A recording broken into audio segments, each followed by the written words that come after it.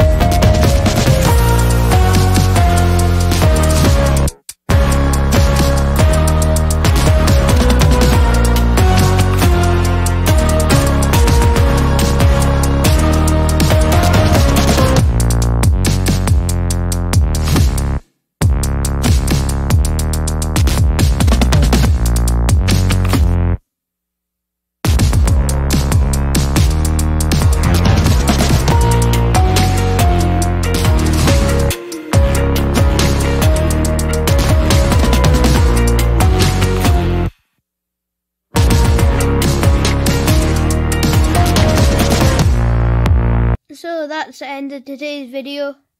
We're just taking the combine back over to the neighbour's yard. Sam's taking the header trailer, followed by the combine. Drystone Waller's got the wall done now. Sam's away to bring in bales with Linda's loader tractor on the back, and I'm away to bale. He's got the handler here to stack the bales in the shed.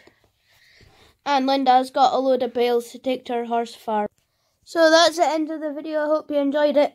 Please click like and subscribe, and I'll see you later. Bye for now.